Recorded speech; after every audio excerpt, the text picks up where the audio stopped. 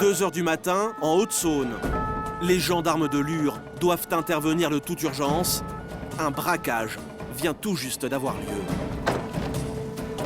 Direction ce centre commercial où le coffre d'un distributeur automatique de billets vient d'être violemment arraché. Sur place, un technicien de l'identification criminelle effectue les premiers relevés. Quant à ce vigile, il va très rapidement fournir à Emmanuel, capitaine de gendarmerie, un premier signalement des auteurs de l'arrachage. Une veste claire comment? Matelassée. Ouais. L'autre veste sombre et les 2 cagoulés. 2 cagoulés, d'accord. Donc a priori, d'après la vidéosurveillance, ils étaient 2. 2 à l'intérieur. Car la scène a été entièrement filmée par une caméra de surveillance. Un braquage éclair et très audacieux. Nous sommes dans la pièce, juste derrière l'écran du distributeur, là où l'on recharge le DAB, le distributeur automatique de billets. Il est 1h48. La porte du local vient d'être fracturée. 2 individus cagoulés s'y introduisent. Avec ce câble, ils ceinturent le coffre du distributeur, solidement arrimé à l'arrière d'un camion.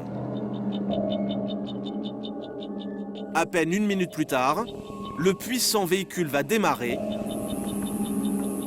et arracher sans aucune difficulté le coffre-fort, emportant tout sur son passage.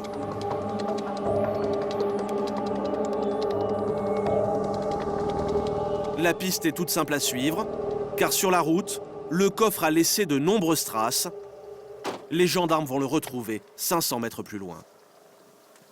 Bon bah voilà, ça c'est le DAB. Les malfaiteurs ont dû l'abandonner sur place avant de prendre la fuite, car le système de sécurité du coffre-fort a parfaitement joué son rôle.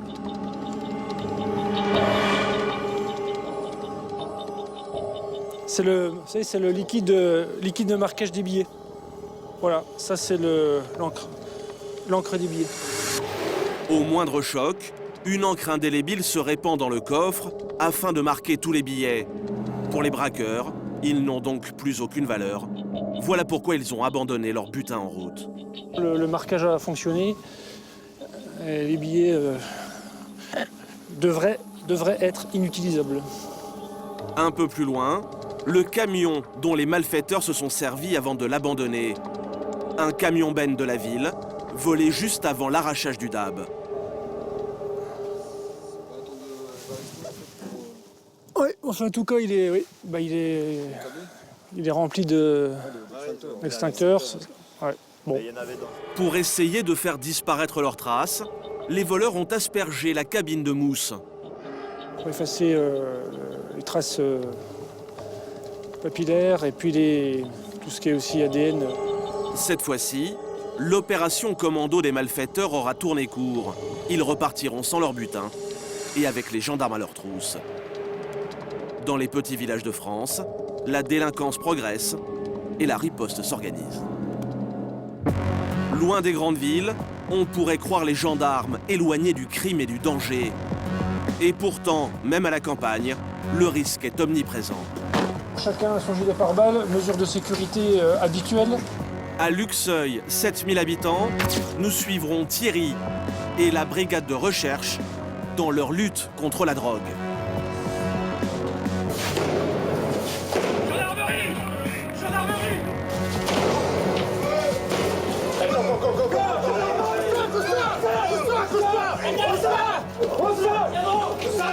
Dans les petites villes, l'héroïne débarque en force.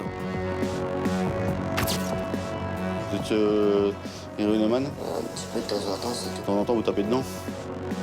Avec des dealers de plus en plus jeunes. Donc c'est que du petit commerce. Hein. Il gagne souvent plus que son père à la fin du mois. Et c'est tout un réseau de trafiquants que les enquêteurs vont tenter de faire tomber. Fuck you, baby. Il a ses 4 vendeurs attitrés et ces mecs-là, donc, ils lui font 1 kilo. Tous les 3 mois, ils lui écoulent ces 4 kilos. De l'argent sale, de la drogue.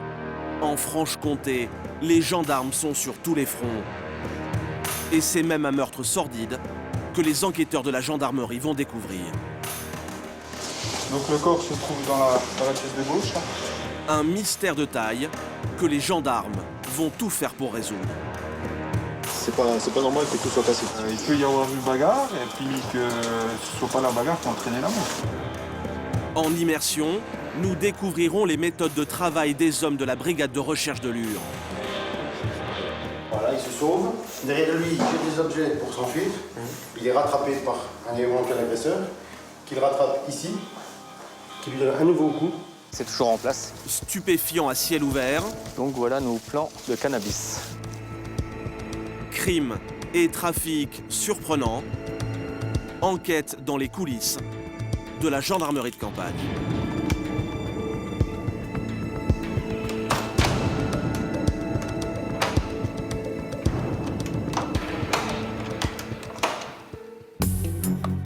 À Lure, 9000 habitants, c'est un samedi qui commence à vive allure pour cette patrouille de gendarmerie. Un homme vient de les appeler, sa femme serait en danger de mort. J'ai des bottes là. Donc là, on a été appelé par un monsieur dont l'épouse veut mettre fin à ses jours. Elle a quitté le domicile conjugal. Ça dit, c'est qui? C'est dans un petit bois, non loin de là, que l'homme a demandé à Mathieu et Olivier de venir le rejoindre. Elle est là, votre dame? Vous n'avez pas trouvé? Elle est partie où? Ben, elle était là. Non, mais de chez vous. Elle est partie de chez vous et puis elle a dit qu'elle venait ici? Elle venait ici, chez vous. Après une dispute, la femme de l'homme a pris la fuite dans ce bois et reste injoignable. Si vous voulez, ça peut arriver. Elle est partie comment? Avec son téléphone? Elle est partie comment? Avec son téléphone. Non, j'ai plus de batterie. Les gendarmes doivent la retrouver avant qu'un drame ne se produise, car la femme disparue a clairement fait part de ses intentions. Elle a dit qu'elle voulait se suicider. Elle veut plus vivre. Mais pourquoi elle veut plus vivre? Ben, Qu'est-ce qui se passe? Elle voulait voir un peu là. ça va pas et puis. Les gendarmes s'enfoncent dans cette forêt de plusieurs hectares, sans réellement savoir où chercher. Mais ils vont rapidement localiser la femme qu'ils recherchent. On va aller voir. Un cri aux allures d'appel à l'aide. Je passe un cri. Les gendarmes se précipitent pour rejoindre la femme. Ils redoutent le pire. Pourtant, à leur arrivée, ce n'est pas vraiment sur une suicidaire qu'ils tombent. Bonjour madame. C'est la gendarmerie de Lure. Ça va? C'est une femme au bord de la crise de nerfs. Hein, avec votre mari? Vous venez avec moi? On va discuter un petit peu. Ça va? Qu'est-ce qui se passe? Marie, il va très bien chercher. Mais non, mais on va lui dire. Votre collègue va aller voir. Il est là, il vient? Mais avant de quitter les lieux, T'es content? Olivier doit être certain que cette femme qui semble désespérée ne court aucun danger. Pourquoi tu fais le bordel là? Pourquoi tu cries au milieu des bras? Je crie derrière toi, tu m'attends même pas. Parce que j'étais paniqué, j'attends pas. Bon, alors on fait quoi là? Qu'est-ce qu'on fait? Pour? Ben, je sais pas, vous repartez, vous faites quoi? Avec madame, vous faites quoi? Ben moi je veux bien partir, je veux bien ramener à la maison. Hein. Il n'y a pas eu de violence entre vous? Non. Bien sûr? Madame? Bon, on vous laisse? Les gendarmes partent rassurés et vont pouvoir se consacrer à une affaire bien plus importante, car les vols de métaux précieux se multiplient dans la région. C'est dans la plus grande casse auto de la région que Mathieu et Olivier vont mener l'enquête. Car plusieurs fois par semaine, cette entreprise est victime d'un tout nouveau type de délinquance. Et les voleurs ont à nouveau frappé. Ça s'est passé cette nuit, hein, C'est sûr, parce qu'il a tout vérifié avec nous dernièrement, et puis il a retrouvé ça ce matin. Avec l'envolée du prix des métaux, cette casse est devenue une mine d'or à ciel ouvert. Et dans ce fatras de vieilles carcasses, les plus belles pépites se cachent au sol. Donc là, il y a un pot catalytique qui a été dérobé sur ce véhicule. Car un élément de ces pots catalytiques présente une grande valeur. Ils sont devenus des morceaux de choix pour les voleurs. Cette partie-là qui manque, c'est la partie où justement où se trouvent tout ce qui est métaux précieux, or, voilà quoi. C'est grand comme ça à peu près. Hein. Donc ils vous voyez, ils ont coupé ici, ils ont sectionné ici, hein. Puis ils ont pris la partie manquante. Voilà. À la revente, ces pots et les métaux précieux qu'ils renferment peuvent donc rapporter de coquettes sommes. Alors ici, les visites nocturnes sont devenues quasi quotidiennes. Toutes les nuits. Pratiquement toutes les nuits, toutes les 2 nuits, même cette nuit, vous vous rendez compte, avec le temps qu'il faisait et la pluie qui est tombée, ils ont quand même réussi à venir. Donc, sachant qu'un pot moyen, c'est 200 € pièce à la ferraille, vous comprenez qu'ils ne perdent pas leur temps. Au final, ce patron se fait voler pour 2000 € de matériel chaque mois.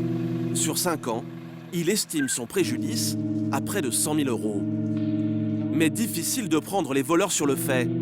Alors les gendarmes vont traquer le moindre indice susceptible de les éclairer sur leurs identités. Et puis de l'écouter, pour passer, là, c'est...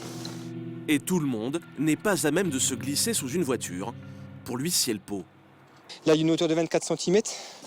Donc là, c'est plus d'origine peut-être des enfants ou une femme mince ou qui soit passé ou quelqu'un ou un homme très menu, quoi. Mais ce qui intéresse le plus Olivier, c'est de retracer le parcours des cambrioleurs et de comprendre comment ils s'y prennent pour pénétrer ici sans être jamais vus. Il y a 2 endroits en fin de compte, non? Où c'est qu'ils ont pu passer? Et les gendarmes vont vite trouver le point faible de la clôture qui protège les lieux. Frère, c'est quoi ça? Ça a été tripé là, t'as vu? Donc apparemment, ils seraient passés par... ils ont fait le passage, faut pas être gros, hein. L'intuition d'Olivier se confirme. Ces voleurs sont d'un petit gabarit. Ouais, je pense. Ouah. Enfin, encore, j'ai fait les efforts, hein. J'ai maigri. Nos gendarmes semblent être sur la bonne piste. Ici. C'est le pot de quelle voiture, ça? Ça, c'est la Toyota. C'est celle qu'on a soulevée tout à l'heure, là. C'est donc par ici que les voleurs s'introduisent dans la casse, en passant par les champs, à l'abri des regards. C'est pas facile tous les jours de travailler à la campagne. Hein. C'est brigade rurale, vous voyez, hein, il y a quand même des restes quand même. Ah, gros, t'as rien vu, toi? Hein? T'as rien vu du tout? Les gendarmes repartent sans témoignage, mais avec une précieuse information, le mode opératoire des voleurs. Et pour espérer les coincer en flagrant délit, il n'y a plus qu'à leur tendre un petit piège. Peu avant minuit, le peloton de surveillance et d'intervention de la gendarmerie se prépare pour une longue planque. Équipés de leur matériel de vision nocturne, ils vont passer la nuit à la casse, à la recherche des mystérieux voleurs de peau.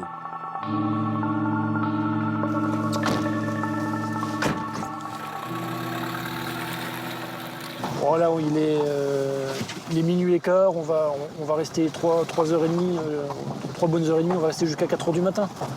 Une embuscade pour tenter de prendre les cambrioleurs sur le fait. Tiens, on va se mettre peut-être le long là derrière. Tiens, ça sera pas mal là. Ouais, en marche arrière ici. Tout phares éteints, les gendarmes prennent position au centre de la casse auto. De cet emplacement, ils peuvent tout voir sans être détectés. Il n'y a plus qu'à guetter une éventuelle intrusion quand soudain, un bruit attire leur attention. Restez là pour l'instant. Restez dans la bagnole. Mais ce n'est qu'une fausse alerte. Une dernière ronde entre les véhicules, et après 4 heures d'observation, les gendarmes doivent interrompre leur surveillance.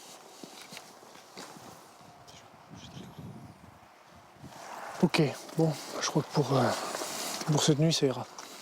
Ça sera pas cette nuit, mais on reviendra hein, de façon aléatoire la semaine prochaine. Il faut être patient. Il faut être patient et il faut être persévérant. Voilà. Emmanuel le capitaine est déçu. Les voleurs ne sont pas revenus piller la casse auto. Mais dans quelques jours, il va retrouver le sourire et réussir l'une des plus belles opérations de l'année en Haute-Saône. Car les petites villes de campagne sont maintenant confrontées au même danger que les plus grandes agglomérations. À 80 km de Lure dans le Doubs, l'automne vient d'arriver. Et dans les champs, c'est l'heure des moissons. Ici, c'est le maïs que l'on cultive. Mais à l'abri des regards indiscrets, des plantations d'un nouveau genre ont fait leur apparition. Allez voir sur leur VTT, on pourrait les prendre pour de simples promeneurs. Mais Yves et Julien sont 2 gendarmes en mission de repérage. car la veille, ils ont recueilli un renseignement très précieux. Vous pouvez le voir, c'est un endroit isolé. C'est un chasseur qui leur a conseillé d'aller faire un tour dans ce champ de maïs, car il y a fait une drôle de découverte. Voilà, on va jusqu'au repère là-bas, là. La branche verte là, qui dépasse. Une indication capitale pour permettre aux gendarmes de se repérer dans ce dédale de végétation.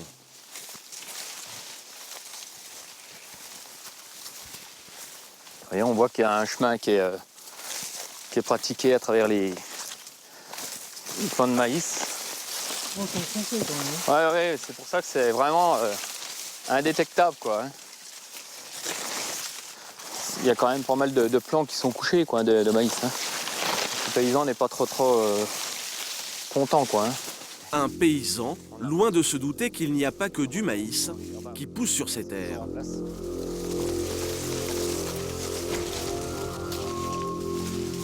Donc voilà nos plants de cannabis. Bien dissimulé, au beau milieu d'hectares de céréales, c'est une vaste plantation de cannabis que vient de découvrir Yves. On a une trentaine de pieds sur 50 mètres de long. Vous sentez un peu l'herbe, la bœuf, comme ils disent. Au total, 34 pieds de cannabis. Donc elles arrivent à la floraison. Prêts à être récoltés. Des beaux pieds. Ça fait déjà une belle petite plantation. Pour une consommation personnelle ou peut-être pour vendre peut-être un peu de feuilles ou de fleurs séchées. De quoi produire 2 kilos de cannabis. À la revente, il y en a pour plus de 10 000 euros. Oh, comme ça sent. Des cultures clandestines, de plus en plus nombreuses dans les campagnes françaises. Les plantations sont appelées à se développer de plus en plus. Les gens contournent le trafic classique pour des moyens de coût et puis de qualité aussi. Pour les gendarmes, pas question de laisser ces plantations se développer. Mais pourtant, ce jour-là, Yves choisit de ne rien détruire. Bon, je pense qu'on va pas trop rester dans le coin, faire preuve un peu de discrétion. Ce champ va maintenant lui servir d'appât, car il veut prendre sur le fait les coupables. Et on reste quelques heures parfois pour voir si quelqu'un s'approche ou vient récolter les plants de cannabis. Ça serait pas mal. La drogue, le nouveau fléau des campagnes françaises. Et en ce moment, des produits bien plus dangereux que le cannabis ont fait leur apparition dans les petites villes de la région, où les gendarmes doivent maintenant lutter contre des réseaux très organisés. Retour à Lure en Haute-Saône. À la gendarmerie, c'est l'heure de la mobilisation générale. Dans le plus grand secret, les chefs d'unité du département ont été convoqués, car Thierry et Laurent, enquêteurs à la brigade de recherche, ont une grande annonce à leur faire. Elle a même délivré au commandant de région avec une co-saisine du GIR. Donc pour votre information, donc au mois de septembre 2011, on a recueilli donc divers renseignements sur l'existence d'un trafic de stupéfiants sur la commune de Luxeuil. L'héroïne arrive par kilo en provenance des Pays-Bas. Un trafic international de stupéfiants, des kilos d'héroïne écoulés, et c'est tout le réseau que les gendarmes s'apprêtent à faire tomber. Donc lundi matin, il est prévu d'interpeller 10 individus. On voit des reportages aujourd'hui à Marseille. Ici, c'est une petite commune. Mais sachez qu'il y a des guetteurs, il y a des charbonneurs et qu'il y a des gens qui travaillent pour nos deux têtes de réseau. Après un an d'enquête, Thierry et Laurent ont mis à jour ce vaste réseau de trafic d'héroïne qui tient boutique dans cette cité de Luxeuil-les-Bains, 7000 habitants, à 20 km de Lure. Dans le collimateur des gendarmes, cet homme, surnommé M, et sa petite bande de revendeurs. Les enquêtes diligentées nous ont permis d'identifier aujourd'hui 10 dealers qui, depuis un an, se livrent à la vente d'héroïne, on ne va pas dire à la vue du public, mais presque, et qui est surtout concentré au centre de Luxeuil. C'est l'aboutissement d'un an d'enquête. On a réuni, je pense, tous les éléments maintenant pour procéder à leurs interpellations. Maintenant, ça va être à eux de s'expliquer sur les choses qu'on va pouvoir leur reprocher. Et c'est notamment leur train de vie qui a permis de les confondre. Officiellement, tous sont sans emploi et pourtant ils brassent chaque mois de petites fortunes. Tu vois, regarde. En une semaine, il a joué 4 450 €. Des flambeurs qui, malgré leurs revenus officiels, sont de grands habitués des casinos de la région. Pour la plupart, c'est uniquement le RSA, quoi. Donc entre 4 et 600 €. Sur les premières investigations sur un seul casino, pour certains individus, on a, sur une période d'1 an, on a 9 000 € de dépenses, avec parfois des 500 € par jour pendant une semaine, quoi. Donc il va falloir qu'ils s'expliquent sur les dépenses et puis surtout sur l'origine de l'argent qui est dépensé, quoi. Dans 2 jours, les gendarmes passeront à l'action. Et s'ils veulent que l'opération soit un succès, ils doivent procéder à un ultime repérage des lieux. À bord d'une voiture banalisée, Laurent et Gérald, qui dirigera l'un des groupes d'intervention, veulent tout savoir de la configuration du terrain. Et au cœur de la cité, mieux vaut se faire discret, pas question d'alerter les trafiquants et de compromettre 1 an d'enquête. Donc on va éviter de refaire un deuxième passage devant, on va passer par l'arrière. Donc là on arrive au quartier, regarde, c'est marqué. Gérald veut tout connaître des lieux où ses hommes passeront à l'offensive. Donc voilà la tour. Et c'est au pied de cette tour que se concentre l'essentiel du trafic. Tu vois à gauche, t'as un mec qui est en train de faire le chouf à l'angle du bâtiment là, toi. Il est 14 h, guetteurs et dealers sont déjà au travail. Dans 2 jours, c'est ici que le plus gros des troupes convergera. Donc là, ils sont là, les mecs. Il y a une Renault Super 5 aussi qui est utilisée par un des gars. Quant à la cible numéro 1, le fameux M, elle n'habite plus au cœur de la cité. Le chef du réseau a déménagé juste à côté, dans un coquet pavillon. Si t'arrêtes tes véhicules ici puis que tu progresses, je pense que... Tout ça, c'est inoccupé, donc... Bon, il y a quelques logements qui sont... Oui, voilà. on peut arriver jusque-là. Donc on va juste faire un petit statique face au domicile. Mais un imprévu va obliger les gendarmes à quitter rapidement les lieux. Donc là, il y a le frère de la cible M qui vient d'arriver avec son Audi A3. Donc on va pas s'éterniser. Pas question d'alerter M. Il est à moins de 50 mètres des gendarmes. Et des riverains semblent déjà avoir repéré la présence du véhicule banalisé. Mais les gendarmes ont tout prévu. De retour au bureau, c'est sur ordinateur que va se poursuivre la reconnaissance. Car un hélicoptère a pu fournir de précieux renseignements. J'ai ressorti un peu les images, tu sais, qu'on avait pris quand on a fait la reconnaissance en hélico, là. Quand on va monter, il faut qu'il y ait une dizaine de mobiles qui se mettent tout de suite ici. Donc l'entrée va se faire où alors par la tour, là? D'accord. Donc là, il faut qu'il y en ait une dizaine qui montent tout de suite dans la tour. Tout de suite. Au total, Thierry et Laurent ont mobilisé pas moins de 154 gendarmes pour ce vaste coup de filet. Dans moins de 48 heures, ils passeront à l'action. Mais en attendant, une autre affaire tout aussi grave va demander beaucoup d'efforts aux gendarmes de Lure. C'est une patrouille de gendarmerie qui vient de donner l'alerte. Et si la brigade de recherche est appelée en urgence, c'est qu'une grosse affaire vient de débuter. Ah bah c'est là. Un homme d'une 50aine d'années vient d'être retrouvé mort à son domicile dans ce petit bâtiment du centre-ville de Lure. Et les circonstances de son décès sont pour le moins suspectes. Un meurtre vient peut-être d'avoir eu lieu. Sur place, 4 gendarmes sont déjà là, dont les techniciens en identification criminelle. Ils vont être les premiers à découvrir les lieux du drame. Les gendarmes ne savent pas encore ce qui a provoqué la mort de l'homme. Alors dans le doute, les lieux sont considérés comme une scène de crime potentielle. Pourquoi un tel équipement? Donc pour préserver les lieux et les indices qu'on peut découvrir dans l'appartement.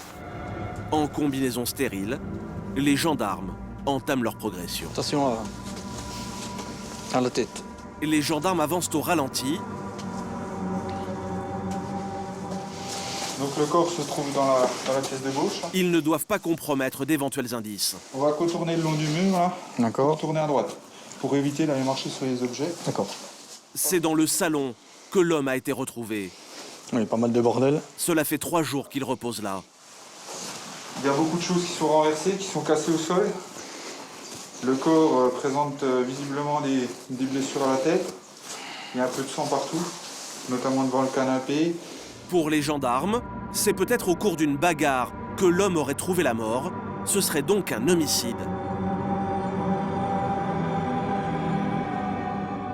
Ici, on a un salon, une table qui est renversée, donc on a vraiment une impression de lutte. Il y a plusieurs meubles qui sont cassés. Mais à ce stade de l'enquête, ce n'est encore qu'une simple hypothèse. À la première vision des lieux, on ne peut pas se prononcer sur le caractère accidentel ou intentionnel de la part d'un tiers. Mais plusieurs éléments intriguent les gendarmes, car l'appartement semble avoir été vandalisé. C'est qu'il n'y a plus de vitres. A priori, c'est ça qui servait à la fermer, mais il faut vérifier avec les témoignages des voisins. Elle était a priori brisée. Dans la cuisine, on voit que c'est... c'est vraiment le bordel. Pire que ce qu'on a vu tout à l'heure. Il y a des vitres qui sont cassées là-bas. Même le frigo a été déplacé. Il y a peut-être une explication toute simple à ce désordre. L'homme est un alcoolique notoire qui aurait pu lui-même tout casser chez lui. On voit déjà qu'il y a des bris de vitres qui sont antérieures. Apparemment, c'était quelqu'un qui avait des soucis de comportement, notamment par rapport à une éventuelle imprégnation alcoolique. Un homme sans emploi, déjà condamné pour violence, et qui vivait seul dans cet appartement. Le décès paraît suspect. Là, vu le désordre apparent, on ne peut pas exclure la thèse criminelle, mais la thèse accidentelle est probable aussi, parce qu'on est aussi face à une personne qui a des antécédents connus de problèmes alcooliques, qui visiblement a déjà eu des soucis avec ses ouvertures, a cassé des vitres, etc. Il a un comportement un peu violent, connu du voisinage. Les techniciens fichent toute la scène. Ils ne doivent pas passer à côté du moindre indice. Ils collectent un maximum d'informations. Elles seront très utiles pour la suite de l'enquête. On va sortir. À l'extérieur, au vu des premiers éléments récoltés, le chef des enquêteurs a déjà sa petite idée du scénario mortel. Beaucoup d'objets cassés. Des objets cachés, voilà, c'est pas normal, même si c'est quelqu'un qui est notoirement connu tout à fait. Ou autre, c'est pas normal que tout soit cassé. D'autant plus que les techniciens ont relevé sur le cadavre de l'homme de nombreuses traces de violence. Après, il peut y avoir eu bagarre, et puis que ce soit pas la bagarre qui a entraîné la mort. On part l'hypothèse 3 jours. 3 jours qui n'ont pas été vus par les voisins. Visage contusionné. Faut que je le nettoie, mais le problème c'est qu'il a la tête tournée de ce côté-là, donc les liquidités sont installées dans le visage. Il a des impressions de boursouflure sur une lèvre, peut-être le nez, à vérifier. Et l'autopsie du corps va bientôt confirmer l'intuition des gendarmes. C'est d'un meurtre dont il s'agit. Mais s'ils veulent mener l'enquête pour en savoir davantage, ils vont devoir convaincre la seule personne qui peut leur donner le feu vert. Pendant ce temps-là, une grosse enquête anti-stup va bientôt toucher à son terme. À Luxeuil, au nord de Besançon, c'est un vaste trafic de kilos d'héroïne et un réseau très bien organisé que les gendarmes s'apprêtent à faire tomber. Au sol et dans les airs, ils ont peaufiné tous les détails de leur intervention. C'est bientôt l'heure de déclencher l'opération. « 5h30 du matin, pour Thierry, c'est enfin l'aboutissement d'un an d'enquête. Peloton d'intervention, gendarmes mobiles et enquêteurs. Dans 1 heure, 154 gendarmes vont encercler les barres d'immeubles de Luxeuil pour interpeller des trafiquants réputés très dangereux. Chacun enquille, chacun va sur son objectif. D'accord ? Donc les directives, on est bien d'accord, chacun a son gilet pare-balles, mesures de sécurité habituelles. Bonne chasse et je donnerai le top départ à la conf. Une opération très complexe à réaliser, car les unités d'intervention vont devoir agir simultanément. On fait descendre les pelotons de marche et on sécurise le site. Alors nous, il y a 2 convois séparés. Ce matin, les gendarmes vont traiter 10 objectifs en même temps. Alors forcément, Thierry, l'enquêteur, est un peu sur les dents. Non, mais si la subzone, elle tape pas de toute façon. Quand tu y es, c'est bon, tu y vas. Hein. Là, ça va. Là, faut vraiment qu'on active. Hein. Il suffit qu'il y ait un mec qui connaisse un de nos cibles, une de nos cibles, pour qu'il puisse t'appeler, quoi. Et c'est surtout pas ce qu'il faut, quoi. Donc là, maintenant, il faut vraiment qu'on se dépêche pour être sur site dans les 5 minutes, quoi. 6h20, les gendarmes prennent position au pied des différents bâtiments de cette cité. Un impressionnant dispositif pour verrouiller tout le quartier. En silence, les groupes d'intervention prennent alors position devant leurs cibles respectives. Dans quelques minutes, l'opération Bélier 70 va pouvoir commencer. Et pour les suspects, le réveil promet d'être brutal.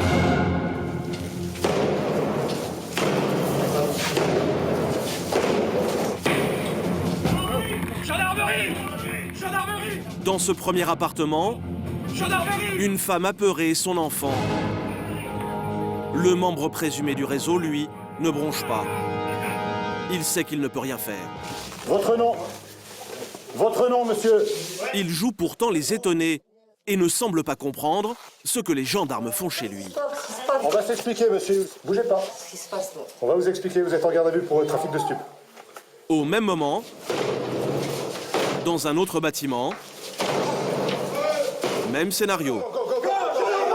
Le suspect est juste derrière la porte et n'a pas vraiment le temps de comprendre ce qui lui arrive. C'est quoi ton nom? 2 lieutenants du caïd viennent déjà de tomber.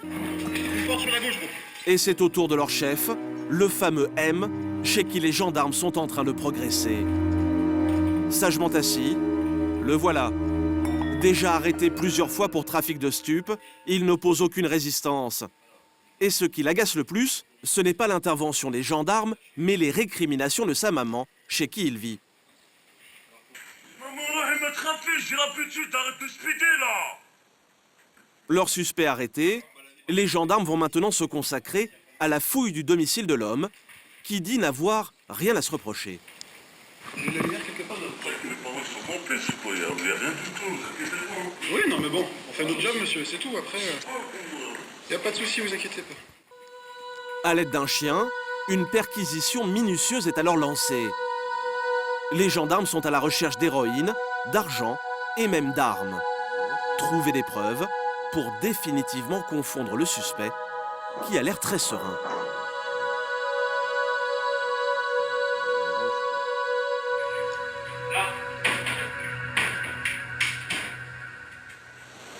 Tu t'en mets, hein?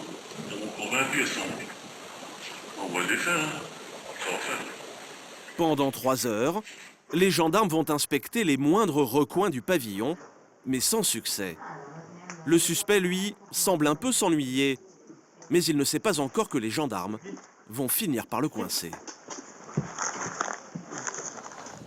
Au même moment, au pied des bâtiments, Thierry, lui aussi, semble un peu dépité. Car ici non plus, les perquisitions n'ont pas donné les résultats qu'il attendait. Ils ont trouvé 20 grammes chez un petit dealer qui n'était pas prévu, moi, de coupe.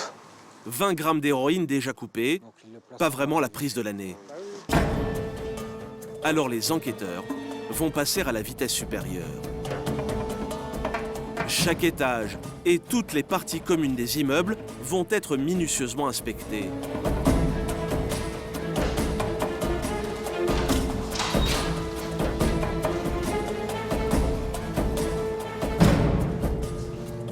Pareil, ce qu'on va faire, c'est faire passer déjà le chien dans toutes les parties communes, tu sais, tous les séchoirs, etc. Mais là encore, les recherches vont rester vaines. À ce moment-là, pour les gendarmes, c'est un échec.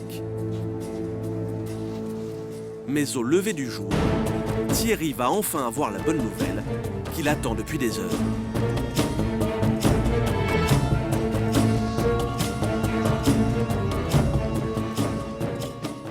La copine chez qui on a perquisitionné, la copine de la cible M, justement. Oui. Apparemment, on a trouvé 3,8 kg chez elle, mais de résine de cannabis. Donc... C'est au domicile de la petite amie du chef présumé du réseau que la drogue était cachée. Dans le milieu, c'est ce qu'on appelle une nourrice. Il nous a bien dit qu'il n'en trouverait rien. Ouais, bon, de toute façon, c'est normal qu'il dise ça aussi. Tout à fait. Puis c'est le cas, de toute façon, maintenant, ils sont pas bêtes. Hein.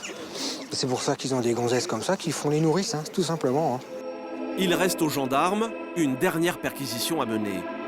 Ce bar, au pied des tours, c'était le quartier général présumé de la bande.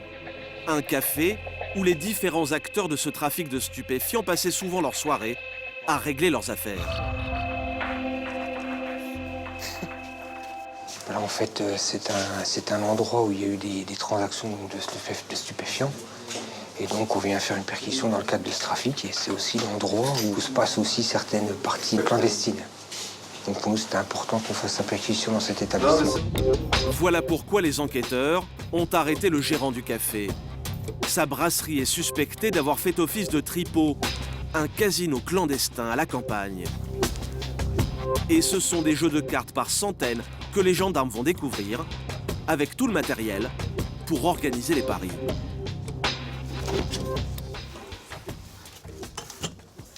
On peut penser qu'ils jouent souvent, donc qu'ils usent les jeux plus qu'à l'habitude, quoi, tout simplement. Des dealers, dont M, leur chef, qui jouait vraisemblablement aux cartes, le produit de leur trafic.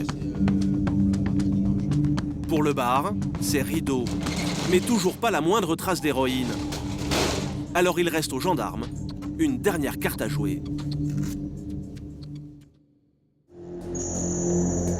Thierry, l'enquêteur, vient d'être appelé par ses collègues au domicile de M, le chef présumé du réseau. Car les chiens antidrogue semblent avoir flairé quelque chose dans le salon du suspect. Il y a peut-être de la drogue cachée sous le plancher.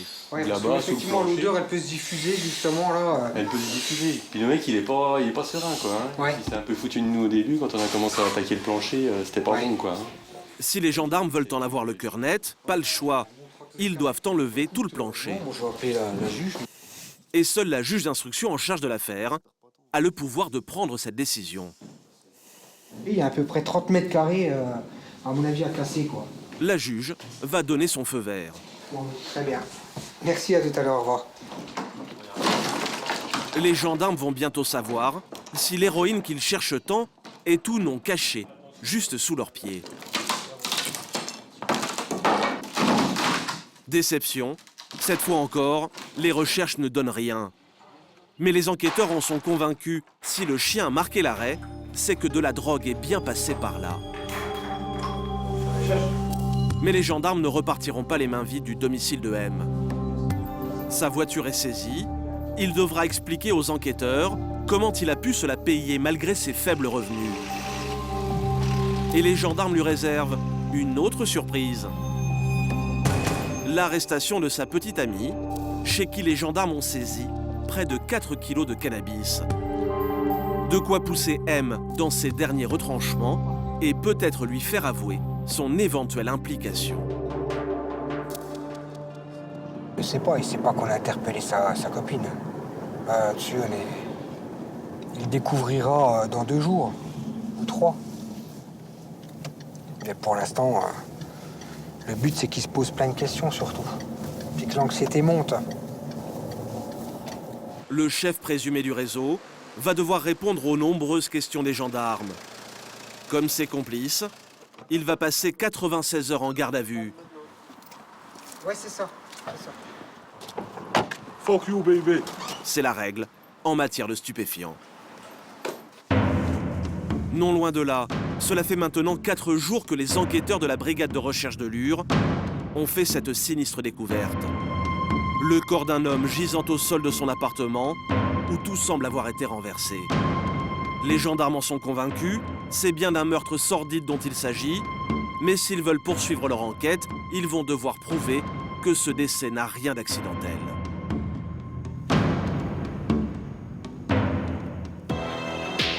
Nous retrouvons nos gendarmes sur le point de se rendre à un rendez-vous capital pour la suite de leurs investigations. Ils partent rencontrer la vice-procureure de Vesoul. C'est elle qui coordonne l'enquête. À elle de décider de poursuivre les recherches ou de classer le dossier si elle estime que la mort est accidentelle. Tout dépend des éléments dont disposent les gendarmes. Les militaires, donc les premiers marchés de l'unité se rendent sur les lieux et constatent qu'effectivement, il y a une lumière d'allumée dans la cuisine, il y a un petit peu de désordre de vue de l'extérieur. Donc la victime est quelqu'un qui s'adonne à la boisson régulièrement, qui avait une obligation de soins suite à une condamnation pour les violences sur son ex-compagne. Il est connu des bars de la commune. Et quand il était alcoolisé, les voisins s'en plaignaient puisqu'ils pouvaient les apostropher pour aucune raison. Ce qui intéresse le magistrat, c'est de savoir si le désordre qui régnait dans l'appartement est habituel ou le signe d'une récente bagarre. Alors pour aller dans son appartement, on passe par ici. Voilà. Et ce qu'ils disent sur l'état de l'appartement habituellement. Le voisinage ainsi que les amis donc l'ex-concubine, l'ami de longue date, disent rien de particulier sur l'état de tous les jours, quoi. Il y a un appartement qui est relativement sale, hein, il n'y a pas d'entretien ménager régulier et courant. Rien ne vient encore étayer solidement l'hypothèse du meurtre. Alors pour la procureure, la thèse de l'accident est toujours valable.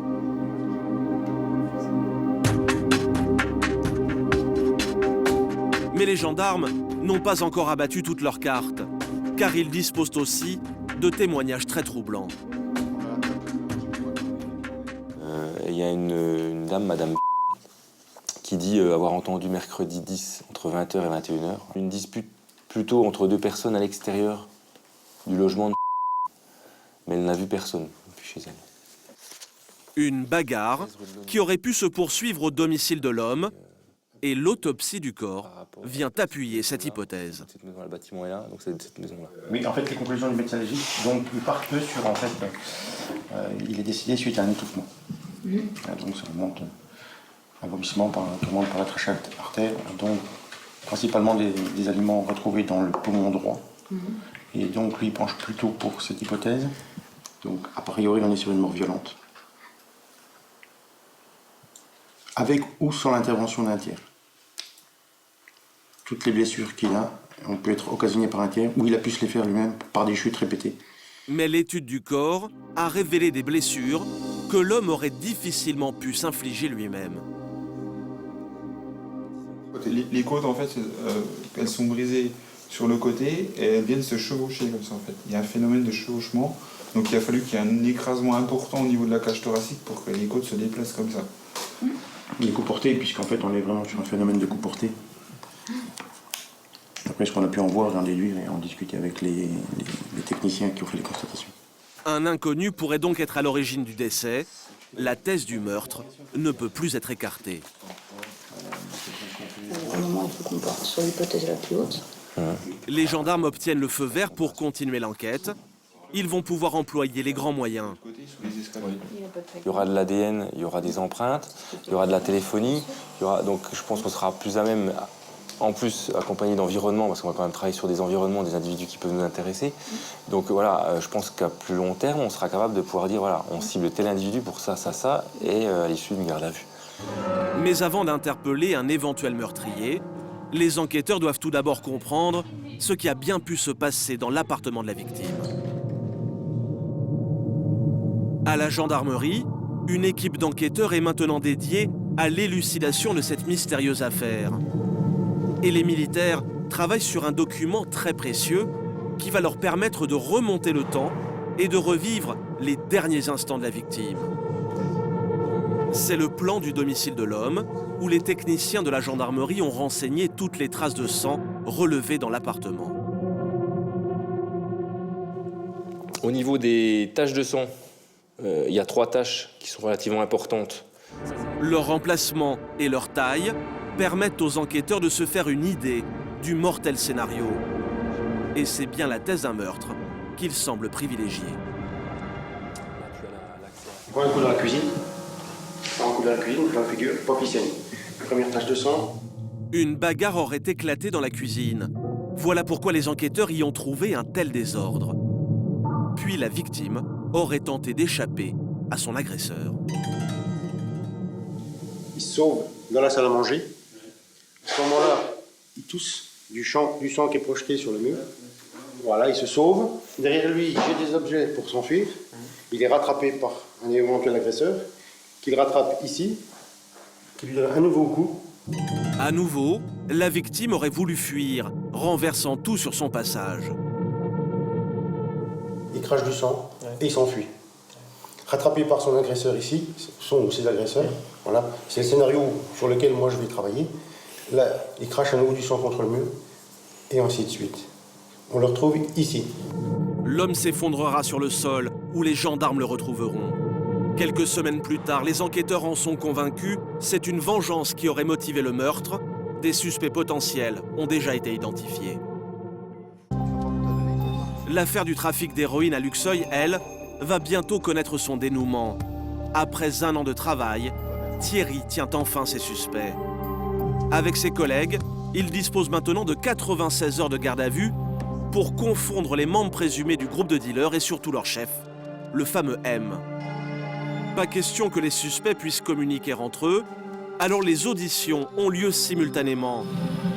Chacun des gardés à vue va devoir s'expliquer sur son rôle présumé et l'origine de ses revenus. On va déjà faire un CV, d'accord? Tu vas déjà me raconter un petit peu ta vie. Parce que là, je vais repartir sur le questionnaire, sur ses dépenses à Luxeuil. Ça serait pas mal d'en faire parler de ça. À force de questions, l'un des 12 suspects va commencer à parler et mettre les gendarmes sur la piste de l'héroïne qu'ils cherchent tant.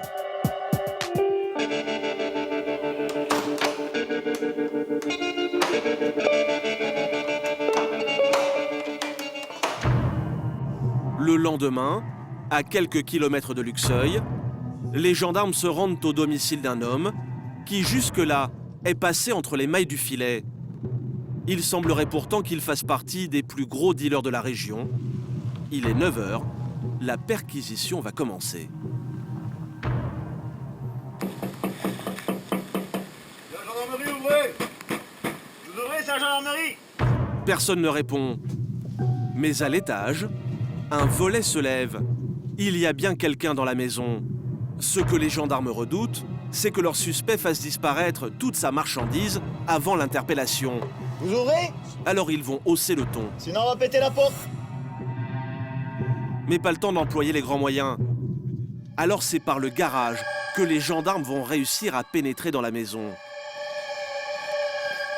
À l'étage, c'est au pied du lit que les enquêteurs vont cueillir leur suspect, un adolescent de 17 ans, trafiquant présumé d'héroïne. Qui c'est qui a ouvert le volet à côté, là?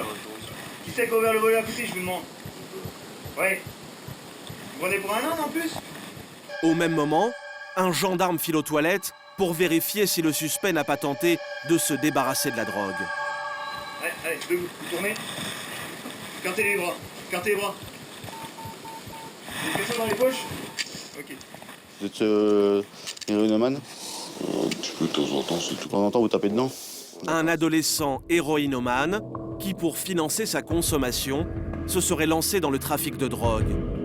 Reste aux gendarmes à le prouver, et la fouille va rapidement porter ses fruits. Grâce. Un d'argent, là. Il y a 200 €. Oh bah si, il y a plus que ça, regarde. Dans ce tiroir, un total de 400 €, une jolie somme pour un jeune de 17 ans. C'est vos économies Ouais. Mais toujours pas la moindre trace d'héroïne. Alors à nouveau, un chien renifleur entre en piste. Non, non, non! Mais sans succès. Et si le chien n'a rien senti, c'est que la drogue n'est pas dans la chambre, mais cachée juste à l'extérieur, sur le rebord de la fenêtre. Les gendarmes tiennent leur héroïne, et c'est une belle prise. Ouvre-toi. Bonjour. C'est là. Ok, donc sur le Velux, il y a quoi, 200 grammes là? Encore de l'argent et au moins 200 grammes d'héroïne que le jeune homme aurait acheté à l'un des lieutenants de M. De la drogue qu'il aurait prévu de revendre au détail dans la région. Elle est compacte, hein, on appelle ça en caillou, elle est compacte. Et après, donc, il la broie pour la consommer. Là, en gros, il l'a acheté, on va dire 200 grammes à 16 €, il l'a acheté 3200 €. Et en bénéfice, il peut se faire autant, quoi. Donc c'est plus du petit commerce. Hein. Il gagne sûrement plus que son père à la fin du mois. Hein. Bah, vous voyez sa tête, il est blanc, il est livide, c'est un consommateur. Hein.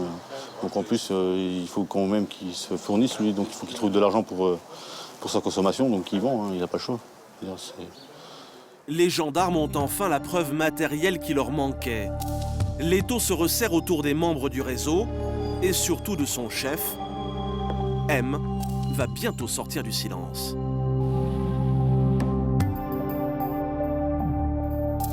Au 3e jour de garde à vue, les gendarmes ont retrouvé le sourire, car leurs suspects passent aux aveux les uns après les autres.